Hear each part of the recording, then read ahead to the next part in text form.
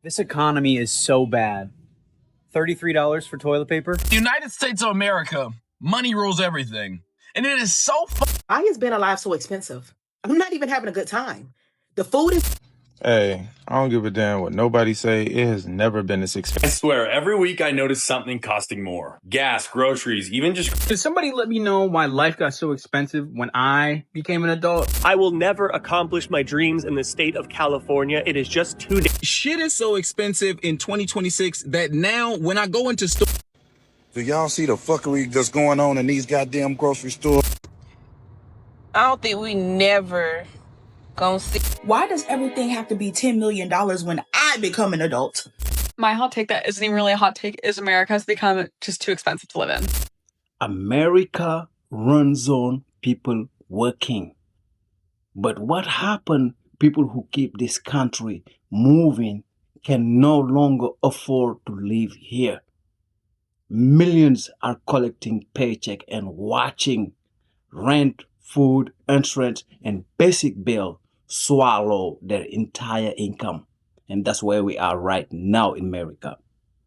And if you are new, do me a favor. Make sure you smash the subscribe button, like, share, and comment. Let's check out this video. This economy is so bad.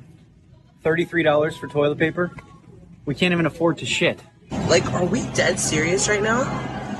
Like, are we dead ass? Is this real life? Look at that. You gotta be fucking kidding us, Ruffles. A regular Coke 3 for $20.97. Like actual soda, $21. What the fuck? Used to get a whole cup. $13.99? $14? For what? A gallon of orange juice? Y'all must be out of y'all. For 2 pounds of lunch meat, $23. How the hell are we supposed to feed our kids on this crap? Truly, look at this. Look how small this pack is. Seriously, that fits like in my palm. Crazy. The grocery stores are like, it look like it haven't even been touched. Hey, I don't give a damn what nobody say. It has never been this expensive to live. Ever. Like, in no era when motherfuckers was making $1 an hour, it was never this expensive to live. Eggs, $10 a piece. Like, you walk in the store, you get 3 things, you at fucking $65. Obviously, I just went, grocery shopping, so I'm venting a little bit, but like, this shit don't make no sense. It really makes absolutely no sense how expensive shit is. Like, so if you ain't got a partner that's really ready and willing to help you out and like really like build this shit together, man, get the fuck on. Like, ain't gonna lie, this is not the time to be taking care of nobody else. I don't give a damn what you say. If the motherfucker ain't helping, they are literally hindering your ability to be able to get shit done. United States of America, money rules everything. And it is so funny to me that being broke is actually a very expensive lifestyle. Let's talk about a scenario. Imagine living in a world where you only have $20 left after you just got paid from work. You paid all your bills, but you only have $20 left. You're not going to go homeless, but there's no food in the fridge. You get in your car. You're driving to the grocery store, right? But then you look at your fuel gauge. Your gas is about to go down. You're about to run out of gas on the way to the grocery store. Most people would go, oh, I'm just going to get gas while I'm at the grocery store. Don't forget, you only have $20. How far is this truly going to stretch? But I don't know, bad luck is just on your side today, because on the way to the grocery store to get gas while at the grocery store so you can get food, your tire pops. Boom! How are you going to fix your tire? You only have $20. Damn it, my tire's popped. You pull out your phone and you are about to call somebody to come get you. But guess what? You forgot to lock your phone. And the money you were going to get, gas with, and also get groceries with, a pack of ramen noodles, Apple took that shit. Welcome to America, bro. Why is being alive so expensive? I'm not even having a good time. The food is poisoned. 6, 7, 8 recalls in 1 week. Come on now, be for real. There's more water in the gasoline. Gas ain't lasting worth of shit. How the hell am I getting 3 miles to the tank? And to top it all off, I hopped out the bed and I couldn't even turn my swag on this morning. That's the type of morning I'm having.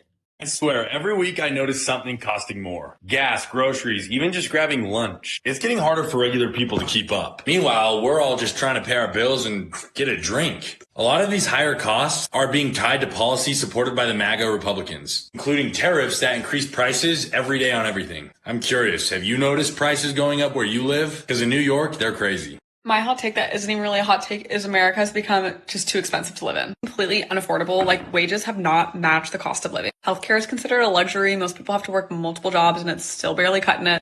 Yet the feedback is always like, cut out your coffee. Like, no, the problem is much greater than that. In our current economy, it is so important to know where like every single dollar is going and like budget down. I will say there are a lot of helpful financial tools out there. Like, I use the Ditch app to help me pay down my credit card debt, but that doesn't change the fact that like life is just too expensive, If you feel this way, just know that you are not alone. There are so many in the same boat. Can somebody let me know why life got so expensive when I became an adult? Like, if you're born in like 2003 to 6, there was peak financial times, the McDonald's monopoly, which I heard is back, but was actually on some shit. You could definitely get a free fry.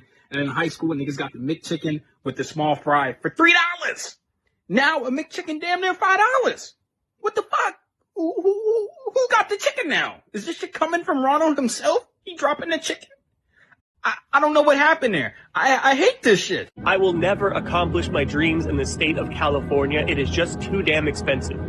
Like I said earlier, the average cost of a house here is $700,000. Over there, I can get a nice place for $250,000. Over here, it's just, the dream has fallen. The dream has gone away. California, it's too expensive, too much red tape, regulations to start a business. And you know what? I'm not a rich guy. I don't have $1 million to pour into a store. For me, there's no future for me here in California. I hate to say it. I love it here. I love this place. I wish every day, dude, that this place was more affordable for people and more affordable for people to live. It's very uncommon in the Palm Springs area for people under the age of 30 to live on their own. And this might seem like I'm complaining or crying, but it's not. It's just the reality of the situation. The average cost for an apartment, a 1-bedroom, 1-bathroom apartment in Palm Springs is $2,350. I just looked that up a bit ago. $2,350 for a 1-bed, 1-bath. Just forget it. Just forget it. Shit is so expensive in 2026 that now when I go into stores and the workers ask me if I want to sign up to become a rewards member, that I don't even look at them and say, I'm okay. I think I'll pass this time. Instead, I look them dead in the eyes and I say, give me your best deal. As I think that most people are at this point. We going into clothing stores and going straight to the clearance rack. Yeah, let me see if you got something serious and reasonable on this here clearance rack. Oh, you want me to sign up to be a 7-Eleven rewards member? I thought you never asked. A Royal Farms Rofo membership where I can save 5 cents on every purchase? But of course. Those coupons that's sent in the mail for grocery stores that's rolled up in the newspaper? Yeah, I'll take 2. I'm down to save anyway and anyhow I can in 2026. Imagine working an hour just to afford 1 pound of ground beef. For the first time in American history, a pound of ground beef costs more than the federal minimum wage. Yep, America has officially lost the plot. The federal minimum wage is $7.25 an hour. Meanwhile, ground beef can cost you anywhere between $6.50 a pound all the way up to $9 a pound. And if you want organic, baby, bring your wallet and a cosigner. I need y'all to think about how wild this is. The thing we used to call a cheap option for dinner is now competing with folks' hourly wage. And then you're constantly being gaslit by your leaders, told that the economy is doing great. For who? Because a lot of American families are working. They're doing everything they're supposed to, but they still standing in the grocery store studying the math like they preparing for the SAT. Leaders listen to you when you struggle because a leader will try to solve your problems. But when you're being gaslit, somehow the problem's going to always be you. You're not working hard enough. You're not budgeting enough. You're just not sacrificing enough. Meanwhile, hamburger meat got promoted, but your paycheck stayed the same. How are you guys handling these grocery prices? Because if ground beef is making more than some Americans are making per hour, we need to have a conversation, folks. Do y'all see the fuckery that's going on in these goddamn grocery stores? This is my favorite shit. Simply orange juice. $7. That's simply too motherfucking high. Put this shit on Simply goddamn layaway. I'm about to come back and get you when I get paid. Shit. I'm just sitting up here wondering, please excuse, why life gotta be so expensive right now? I mean, nothing is cheap. Every time you turn around, you stick your foot out the door, you go into a store or something online, $50. $50 to $100. Outside, about $300 bags up. You go get you a nice meal, just by yourself, just you, one person, $30.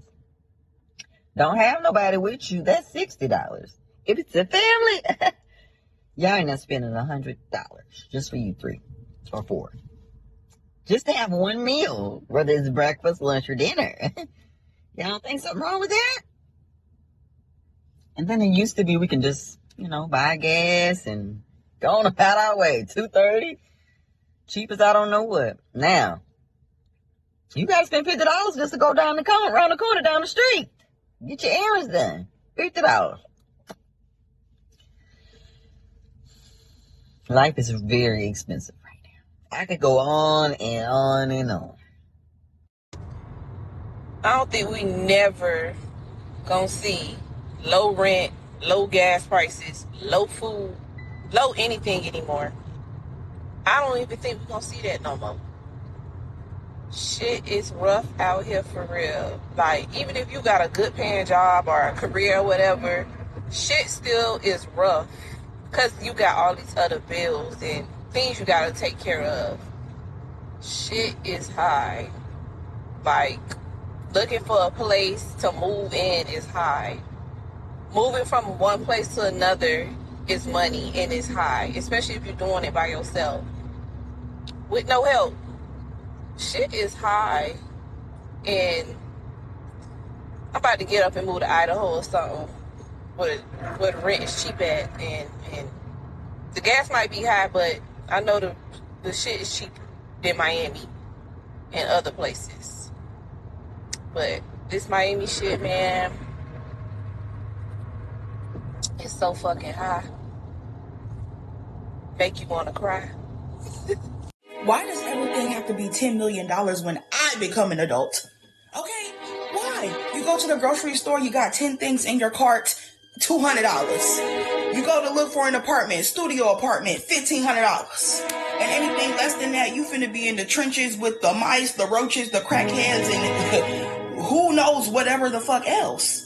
What the? Hello? When my mama had me, apartments was $300. God damn it, $300. And don't even get me started how no motherfucking body decided, hey, let's build some generational wealth. So now I'm stuck. Now I gotta do it. And it's hard. It's harder now than it was back then because we got 8 million different things we have to pay $10,000 for. Like,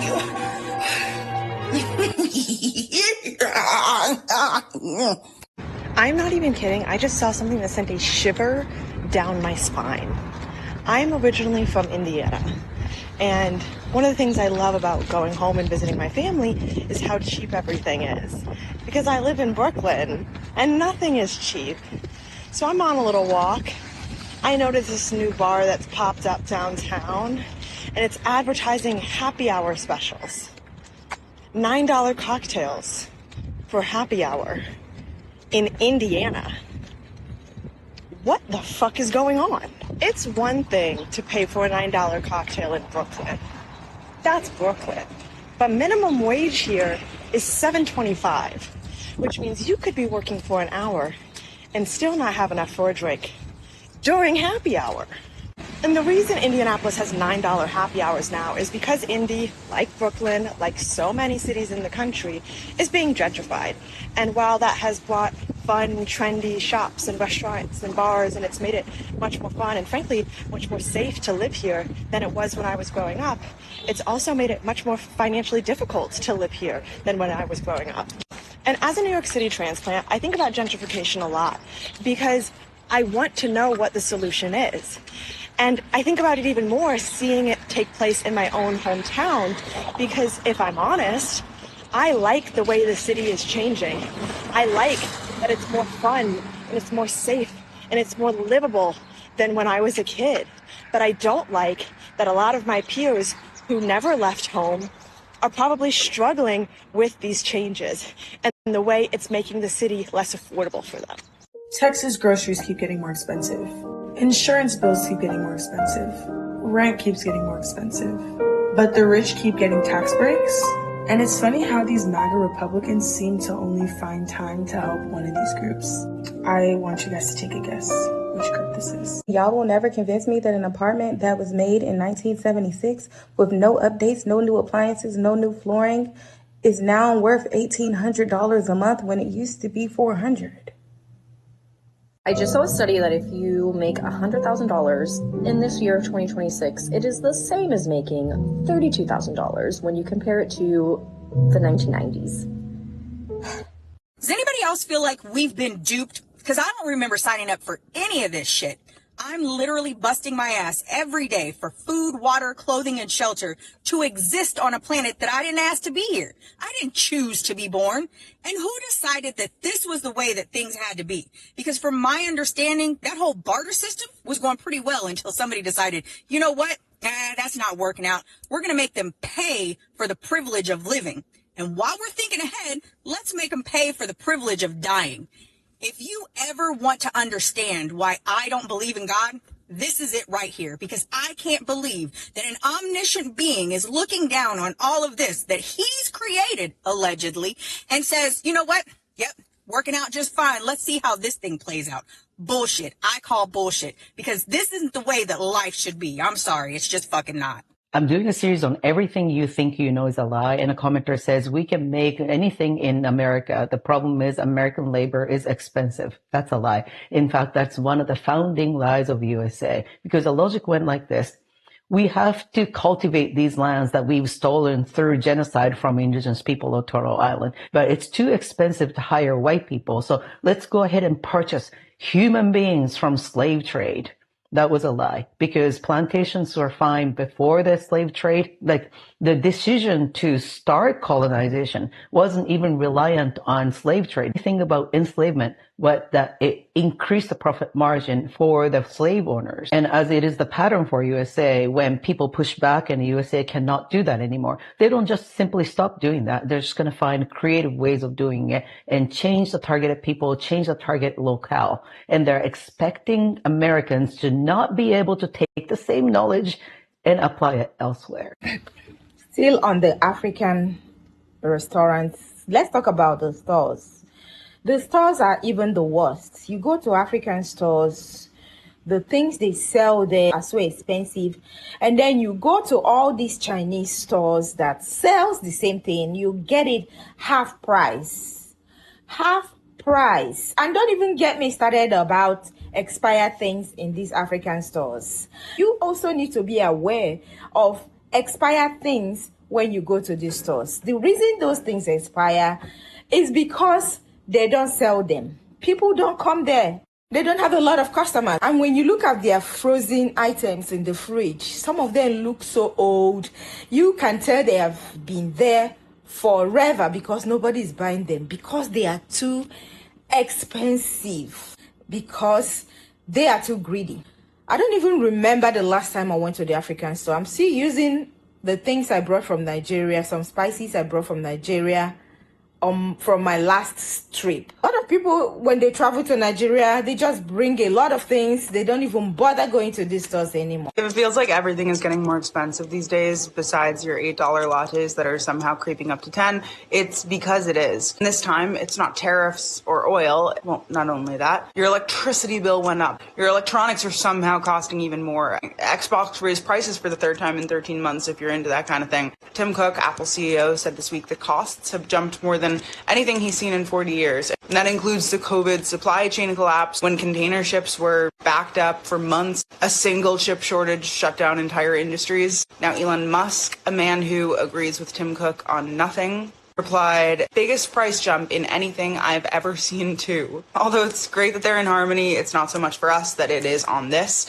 And the reason for these prices is, you might have guessed it, AI. But let me explain. Apple raised prices on iPads and Macs this week. Xbox raised prices for the third time in 13 months. Nintendo raised Switch prices. And for context on how weird the Cook-Musk agreement is, Musk once threatened to ban all Apple devices from his companies over their OpenAI partnership. Tim Cook refused to even take Musk's call when Tesla was struggling. There's been beef. These two don't get along. We love billionaire petty drama, but they're both publicly admitting the same thing, which is that AI infrastructure costs are fully out of control. And that should tell you something. And none of it is because of tariffs. It is because the same chips that go into your phone, your laptop, your gaming console are all being bought up in bulk, Costco style, by AI data centers at premium prices. You are literally competing with frontier labs. There's a windowless building in the desert that needs the same parts you do, and they are outbidding you for them by a long shot. I don't know your net worth, but I'm betting they have like hundreds of billions of dollars more than you to spend. Your gadgets are getting more expensive because ChatGPT needs more memory chips than you. The numbers are quite large. 5 companies, Alphabet owns Google, Amazon, Meta, Microsoft, and Oracle.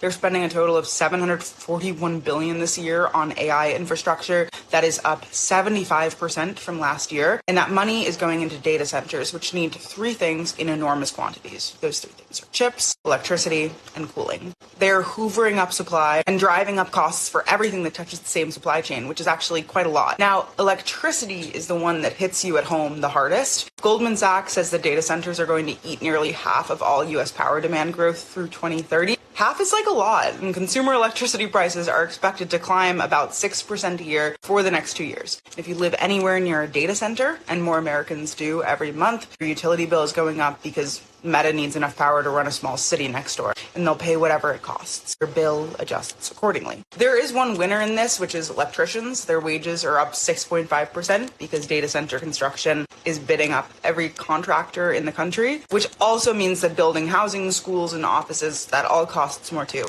So the AI boom is seeping out of the AI economy. It's leaking into everyday life. Now, 81% of economists in a recent survey said that the AI build-out will add to inflation over the next year, which isn't great. The Fed chair is betting that AI eventually makes everything cheaper through productivity. Eventually is really the key word there. Congrats if you're an electrician, but your iPad still just got $300 more expensive. The kicker is that unlike tariffs, which are a one-time hit, or oil prices, which spike and fall, AI demand could last years. Tech companies have already committed the money.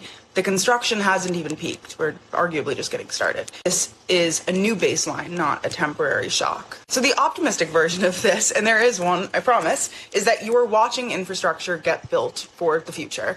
And once the data centers exist, they don't need to be rebuilt every year. Spending peak passes, and if AI actually does deliver on the incredible productivity gains that everyone is promising, then everyone's going to celebrate. The cost of intelligence drops, and eventually everything gets cheaper. Yeah, AI companies need so much power these days that the existing grid can't keep up, so they're quite literally building their own. Microsoft restarted 3 Mile Island. Google is building geothermal plants from scratch, which is to say they're so electricity desperate, they're incidentally funding a clean energy build-out that benefits everyone long after the AI spending peaks, which is good. Experts are actually saying that AI will be massively deflationary, which is very possible. But the argument here is there's short-term pain, long-term gain. I don't know about you, but I've never paid an electricity bill that's higher than the last and thought this is going to be great in the long term, but it is something to remember. The infrastructure costs a fortune, but the idea is once it's built, kind of like roads or train tracks, it changes the economics of everything in the way we live. Whether that eventually arrives before your budget breaks is the question nobody can answer yet. So the AI boom has promised to make everything cheaper and smarter. So far, it's made things cost more. I will continue tipping on my $10 latte and hoping that space data centers solve this eventually. It's pretty crazy how expensive it is to be alive right now. I know that's something that we've all noticed, like the price of things are going up.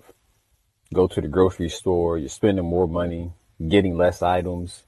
Now, my grandfather used to tell me how when he was a child, he would go to the store with a nickel, buy some things and come back with change. Think about that. Going to a store with a nickel, buying stuff and having change left over. What happened? Is everything just more valuable now? Are things just naturally more expensive? Well, the more I've learned, the more I research, you see that it's inflation. Our dollar has lost its buying power because there's so much in circulation. When you allow the dollar not to be backed by anything of substance, no gold, no silver, they can just print as much of it as they want. Well, then that leaves us to be set up to be constantly on a rat wheel or a hamster wheel. Now, I've watched all these finance videos. They give you all these tips and tricks on investing and, putting your money in the right places. And eventually you can make it to that wealthy class. And that's all well and good. I'm going to do those things. I'm doing those things. But a smart person is intelligent enough to know, well, if I'm not in control of the policies that go into determining the value of my money, can you ever really truly have freedom when they can just change the rules, change how much is in circulation and, mess up the value of your dollar? That's pretty crazy. Like, can you have true freedom when somebody else is controlling your money? I always like to talk about books. Check out a book called The Creature from Jekyll Island. It's about the creation of the Federal Reserve. And ever since they created the Federal Reserve, man, it's a game. We getting played.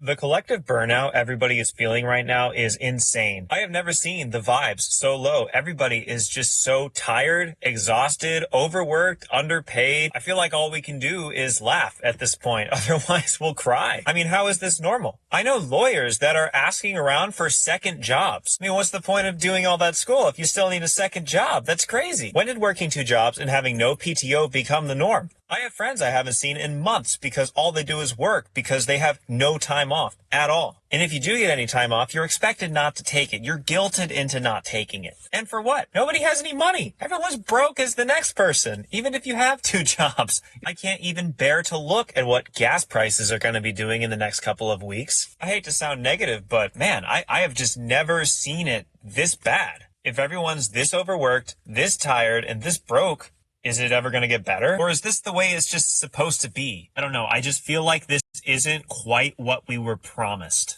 The cost of living in America is just a scam. And I think more and more of us are seeing that, especially on an app like this, where we can see what people are paying for life outside of these borders. I think the craziest thing about these videos I make talking about grocery prices and cost of living in general in the United States is the comments I get from people who live outside of this country. People from Germany, Denmark, Sweden, you name it. Especially countries that you would typically associate with higher costs. They're letting me know that they're paying way less for so many things. The other day when I made that video about grocery prices and I had 2 bags, it was 11 items, it was like $40. I was getting comments from all over the world. And let me tell you, I didn't get a single comment from anywhere saying that they would pay more. Sometimes in European countries, these prices would be less than a quarter of what we're paying here. So my question is, what's going to happen? We are obviously going through a cost of living disaster here in the United States. Not the only place that's expensive. I'm not saying that. I'm just saying that we are paying an amount of money that is not sustainable.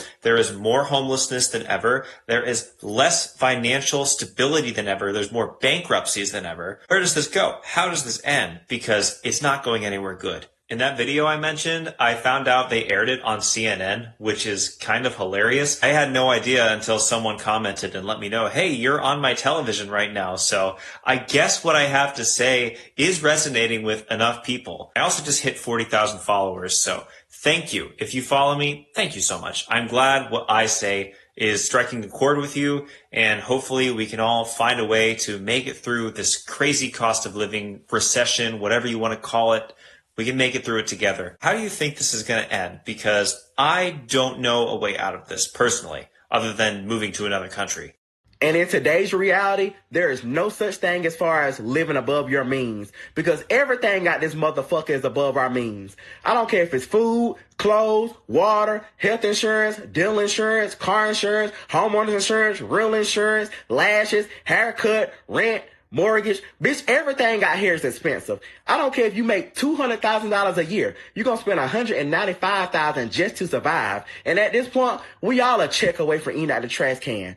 Just throw me back in the womb because I did not ask to be here. Bitch, I probably got to pay to go to heaven. You can't import millions of random people into this country and then be shocked that your rent goes up and you can't afford to buy a home. And the U.S. Department of Housing and Urban Development literally just proved that with their latest report. The report found that in states like California and New York, Joe Biden's open border accounted for 100% of all rental prices going up. And that's just basic supply and demand. Under Joe Biden, up to 10 million illegal immigrants entered our southern border in just 4 years. You cannot import demand faster than you can build, and especially faster than you can vet those people.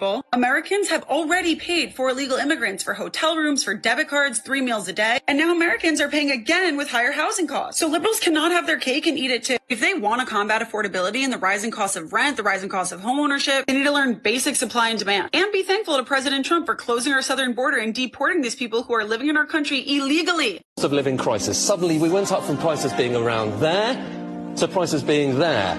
And you don't really see that in this data, okay? Because inflation is really just measuring the difference between that and that. And if you look at those two lines, you're talking about a 2.3% change. That's the number we're talking about today. But for a lot of people, it's not about that. It's about the difference between this and that. And when you look at the difference between this and that, that's 20%. And I think that's the dichotomy here between these inflation numbers where it looks normal and this, which is really not normal at all. Hey, good morning, Mark. How you doing, man?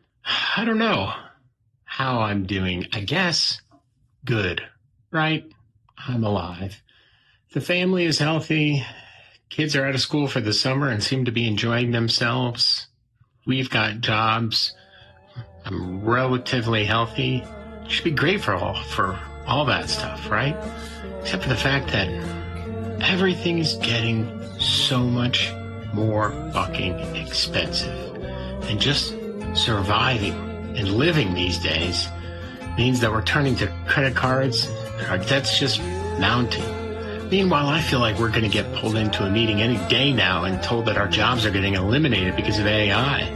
Meanwhile, our tax dollars are funding the AI data centers to make it happen, which are also destroying the environment, while at the same time enriching the wealthiest 1% of the wealthiest 1% who just don't give a fuck about you and I and our families and how we're actually doing. And all of it's slowly driving me insane more and more every single day.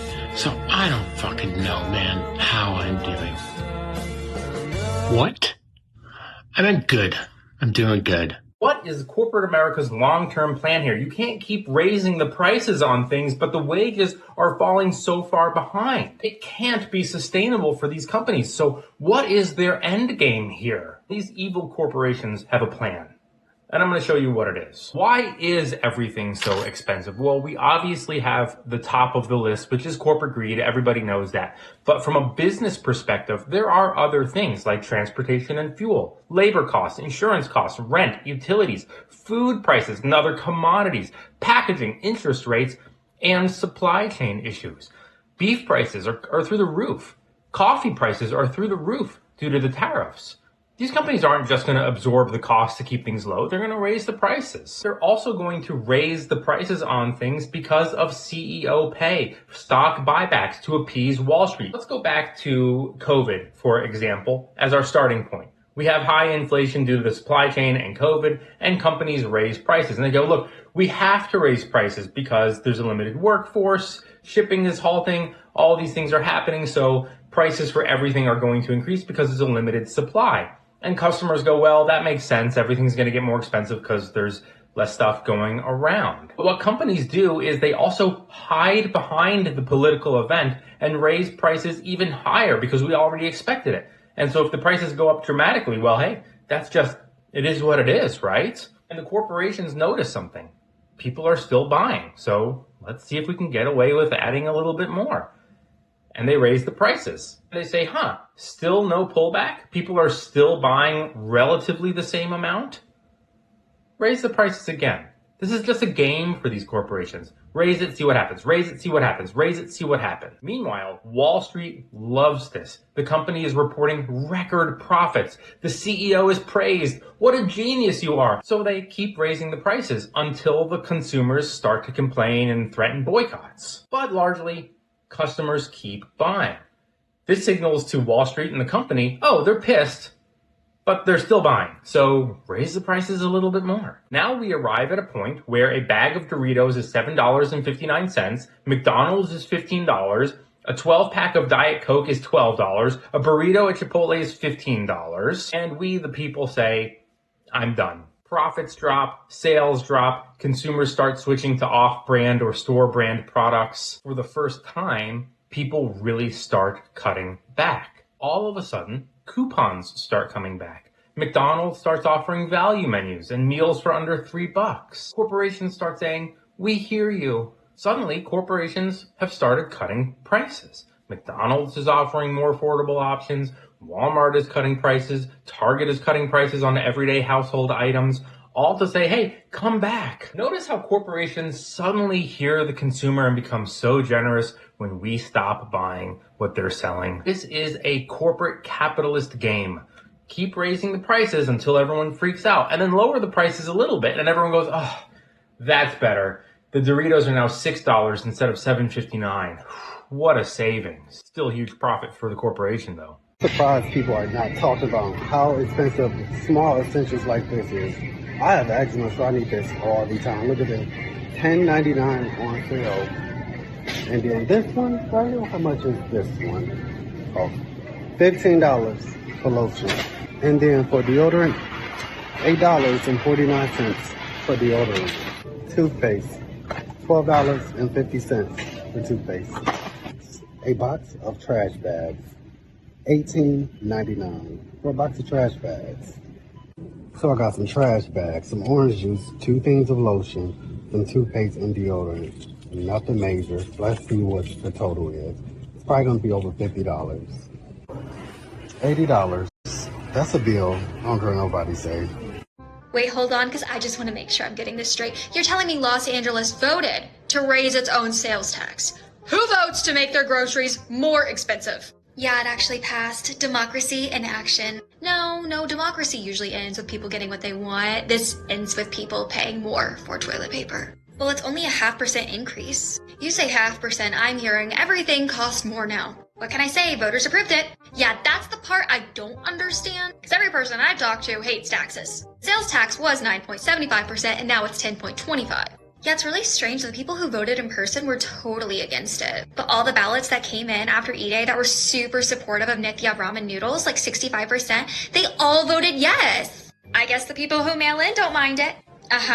Statistically, does that make sense to you? I'm just telling you what the people said. Look, I know one thing and one thing for certain. Nobody likes taxes, not the Republicans, not the Democrats, not the Independents. So you're telling me California has the highest state income tax rate in America, and people said, yeah, let's do more. Wait, hold on, because I just want to make sure I'm getting this straight. You're telling me Los Angeles voted to raise its own sales tax.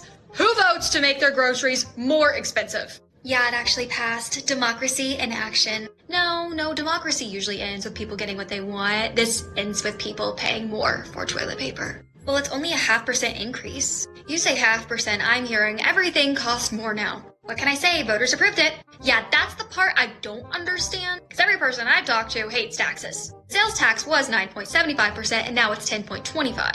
Yeah, it's really strange. The people who voted in person were totally against it. But all the ballots that came in after E-Day that were super supportive of Nithya ramen noodles, like 65%, they all voted yes. I guess the people who mail in don't mind it.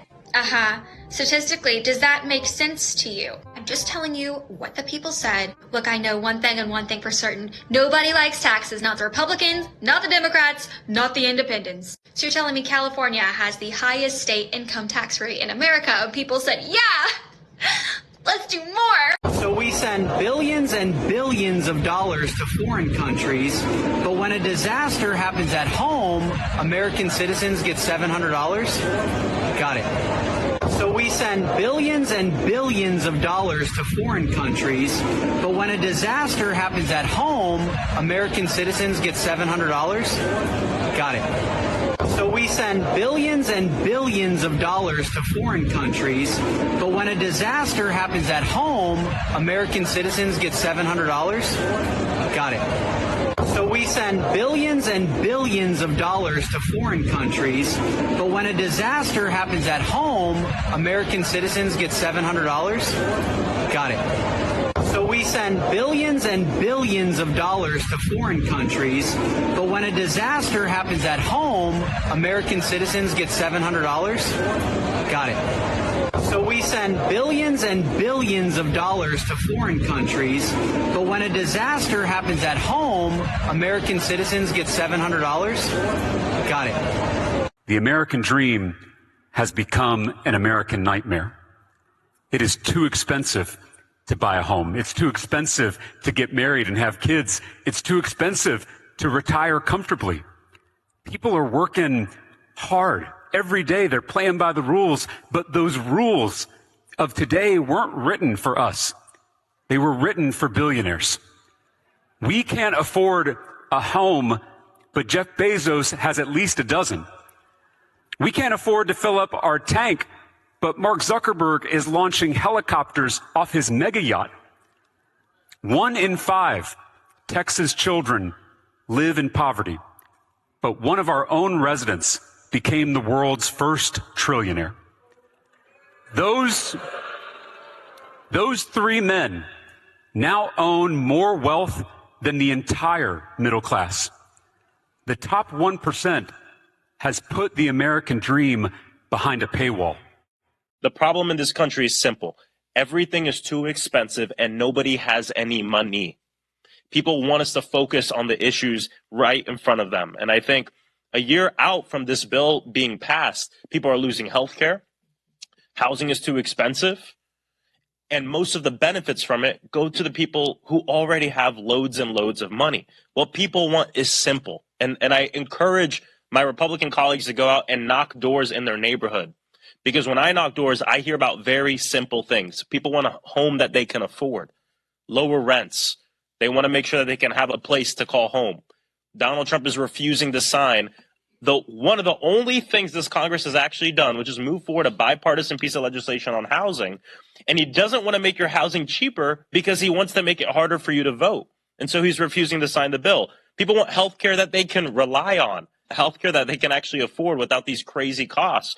People want a good job to support their family, where one job is enough and where you have a wage that can actually pay for your bills. People want childcare when and where they need it, which is something that we're going to work on delivering. And people also want time to spend with their family. They want paid and family sick leave.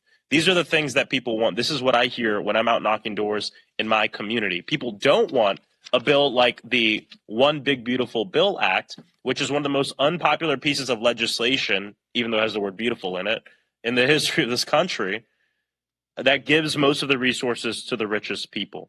It couldn't be even clearer.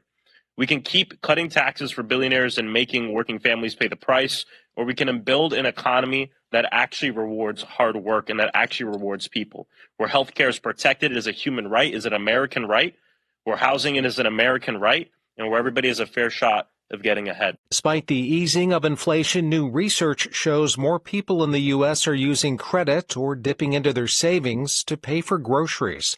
NPR's Jennifer Ludden says food prices have jumped 30% over the last 5 years. More than a quarter of working-age adults who used a credit card for food did not repay the full amount. That's according to new research by the Urban Institute think tank, which finds an uptick in such financial stress since 2023. Nearly 20% said they'd tapped long-term savings not meant for daily expenses to pay for groceries. A third who used buy now, pay later missed a payment in the last year.